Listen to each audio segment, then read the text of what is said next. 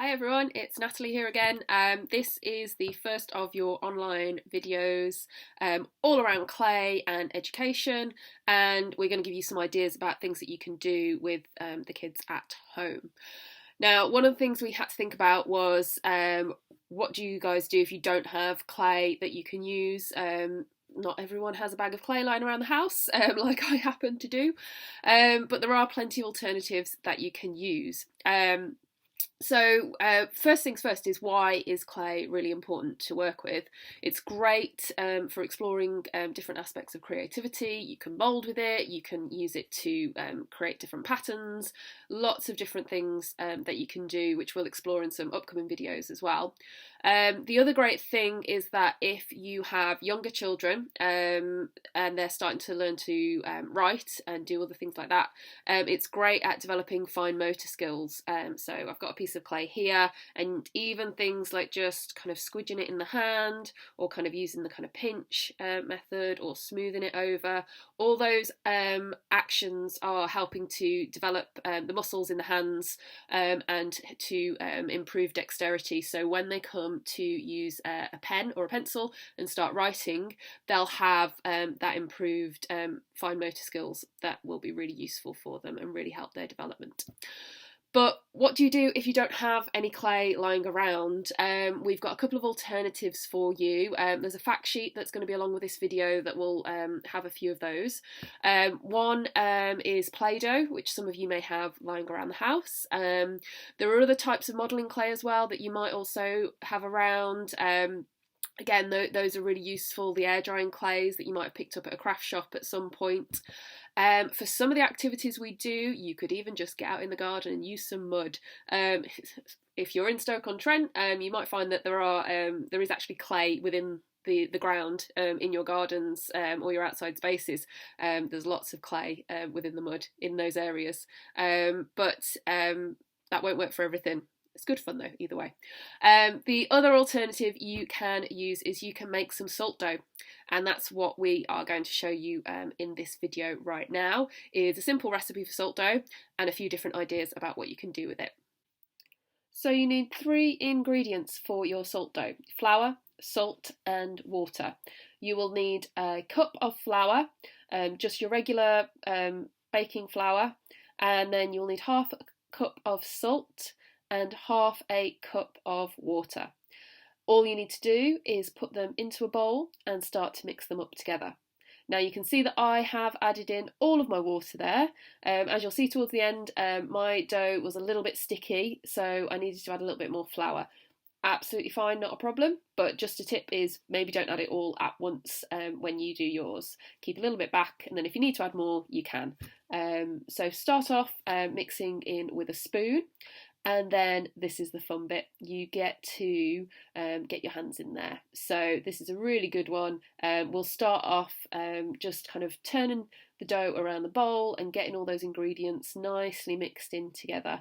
You'll see that everything starts coming together to form this really nice dough that we're going to use, that's going to be our substitute for clay. As you can see, mine's still a little bit sticky, but that is okay, don't worry. If yours is looking a little bit like this, even if you've added all the water, you can just start to add a little bit more flour in there, just a little bit gradually, and again get your hands in there, start working it, and you'll kind of see when it starts to come to the right consistency, because it'll be nice and soft and smooth, but still easy to mould and quite squidgy. So you can see there, as you can start to pick it up and kind of make it into a bowl, that's about the right kind of texture and consistency that you want for your salt dough. So here we have some of the salt dough that we've just made, and we have a little bit of clay. You can see that they both behave quite similarly. Your clay is probably just a little bit firmer, so it's easier to build 3D models with, but your salt dough will do a lot of projects as well, just as good as you can do with clay. Okay, so once you have your clay and your salt dough, you're ready to start playing around with it, doing some fun creative things. Here I'm going to show you a few tips and ideas, with some ideas for different tools as well. So as you can see, I am rolling out my clay, and I'll roll out the salt dough in a moment. I'm using a rolling pin here, which works great, but if you haven't got a rolling pin, don't worry, you could use anything that's round. So you could use a bottle, you could use a can, or as I say, anything that you've got around that's nice and round and will flatten out your clay or your dough. Move it around quite a bit just so it doesn't stick to whatever surface you're working on.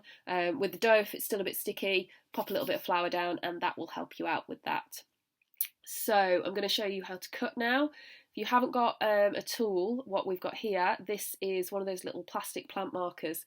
These are great because they are nice and cheap to get hold of, and you usually have some lying around if you do any gardening, and they cut brilliantly, but they're also not sharp, so if you've got younger children you don't have to worry about them injuring themselves on sharp tools.